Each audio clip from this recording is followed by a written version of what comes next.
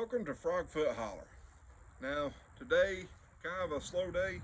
I ended up talking to a friend of mine that is over the road, and I didn't get quite as much done as I wanted to. But right now, I wanted to show you a little bit about what I'm doing right here. You remember yesterday, I actually talked about my seedlings are starting to get a little leggy, so I need to do something about them. Well, before I actually replant them or try to get them a little bit deeper to support them, I'm going to actually give them nice sunshine and some fertilizer. This is Miracle Grow mixed at half strength, so that way it don't burn the roots.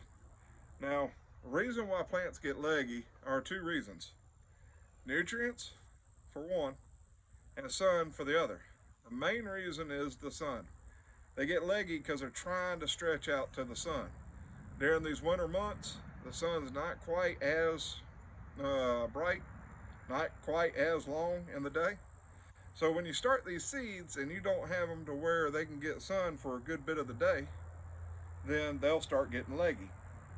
So what I did is I moved them out here to the sun, and at the nighttime, before it drops down too much, I'm going to move them inside so they don't freeze. Now, they've been out in the sun most of the day, and now I'm ready to put the fertilizer on them. Fertilizer is just to help feed them a little bit, give them a little bit of extra nutrients. I could just put some water on them and call it done, but I want to give them something special since they've been trying so hard to get to the sun. Now, the tool I'm using right here is just a garden sprayer, half-gallon garden sprayer. You can pick pretty much up anywhere, but the pressure's a lot lower on it than what a garden hose would be, or even just a regular watering can. Now remember, I don't want to hurt these things. I'm trying to help them. But these are the ones I'm actually worried about right here. These are my deer tongue lettuce. This right here is my kale. I think they'll be all right, but my lettuce is the ones that I'm really actually worried about. They may be the ones I actually replant to help them better. But I'll know in a couple of days after, well, I say a couple of days, about a week of me doing this, give them a supplement of fertilizer and all that they can stand. And I'll know if I need to replant them or not. I don't think I will. They should start standing back up. I've had tomatoes do the same thing, and all I did was just do this and get them into some sunlight, and they were good to go.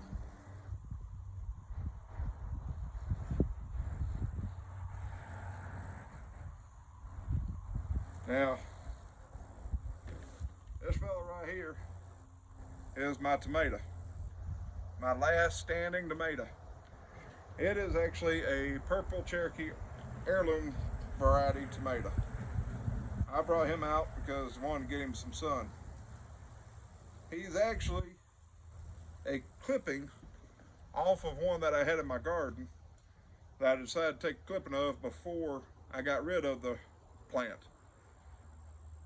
I'm actually surprised he's still living, but I've been taking him in at night so the frost won't get to him, and been leaving him out into when I can't bring him outside, leaving him out where light can get to him pretty good. But I'm gonna see how long he survives. It'll be interesting to see if he makes it through the winter. I'd like to replant him in the garden. Talking about a head start.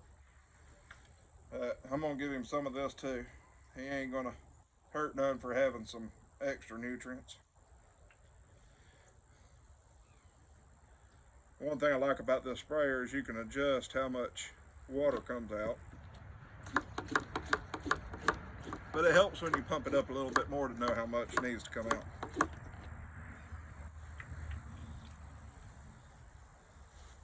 Yeah, that's better. You don't want to get these seed cells too wet. They'll drain out and everything, but seeds ain't meant to swim. Well, seeds ain't meant to swim, neither is the plants. They like to be grounded.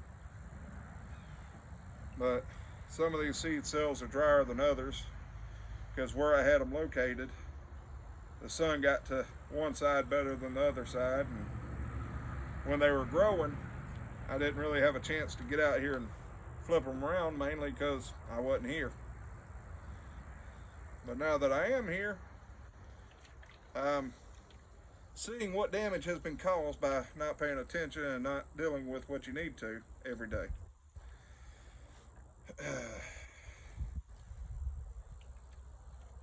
Well, that was the wrong way. There we go.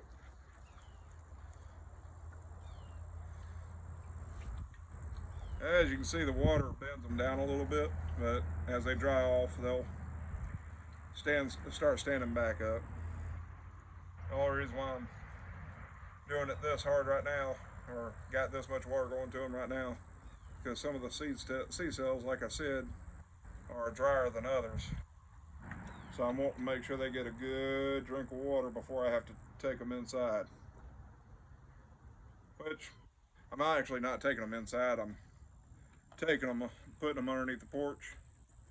So when we have the frost, it don't really get to them that badly. Seed starters, or the starters, are kind of delicate. They don't like a variation of temperature too much. Just like babies, you gotta take care of the babies. But while I'm on the subject of taking care of stuff, my favorite little tool. This right here is a fertilizer spreader. Hooks to your garden hose, press the trigger, fertilizer water comes out. Best way to give your garden a quick drink of fertilizer and water at the same time. I used that a little bit earlier. I'll show you a little bit of it. But I love that tool because I don't always want to feed my plants very heavily. I just want to give them a little bit. And that right there, Miracle Grow, I'll get their mixture and put it in the fertilizer sprayer and go to town. And sometimes it don't hurt to supplement your watering habits with fertilizer. Sometimes it does. You just got to remember when you actually fertilize last, so that way you don't over fertilize your plants.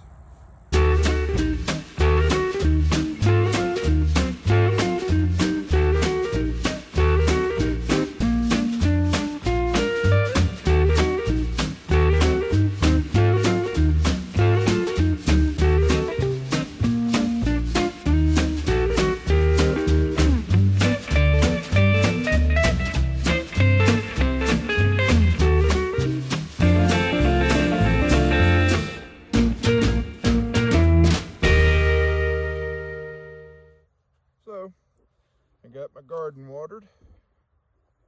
Everything's looking nice. I'm only putting enough water on it to suffice it so the ground can drain before it gets too cold tonight.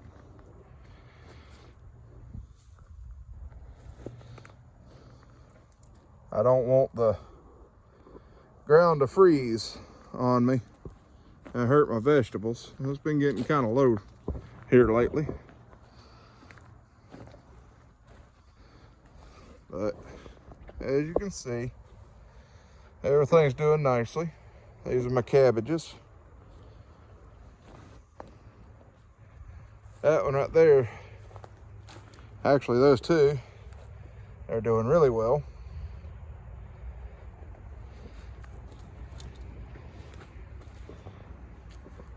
Here's my Brussels sprouts. I got a couple of them that ain't doing as hot as the other ones, but they making it slowly but surely. This is my broccoli. I believe I got that right. Let me check the tag down here. Assuming I ain't got rid of it. Yeah, this is the broccoli. As you can see, I'm gonna have enough heads of broccoli to last me for a little bit. If you see right there, that right there is a collard in the middle of my broccoli.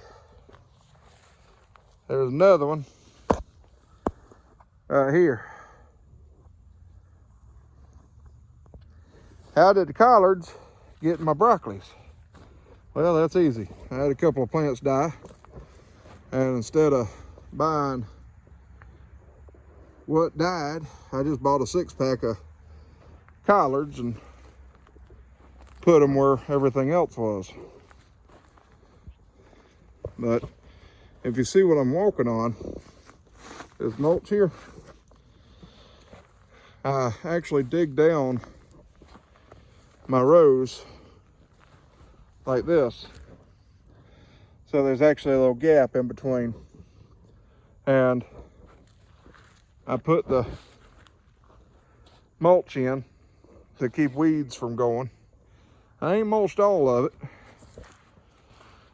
I need to get back at getting some woods cleared so I can get some more mulch. But next year, when I retill the garden, I'll till it opposite way of what I tilled it this year and make the rows differently. And all this wood mulch will be mixed into the soil, and what's broken down will be good for the garden. And what's not will break down further. But just wanted to show you the garden a little bit, and y'all saw yesterday where I put the garlic powder out and the chili powder. I ain't seen no new damage to the leaves. There's some pre-existing damage, but I didn't see any new damage. I can tell you last night when I come out to put the chickens to bed, I was about 50 foot away from the garden, and all I could smell was garlic. That garlic powder sure was strong. It's not as strong since I watered the garden. Water diluted it some, so I'm probably gonna come back out here and put another application down. But the chili powder, I noticed it actually stuck to the leaves better than the garlic powder did. And hopefully if the worms ate it, they had a hot mouth. But I believe all I'm gonna do tonight is just the garlic powder.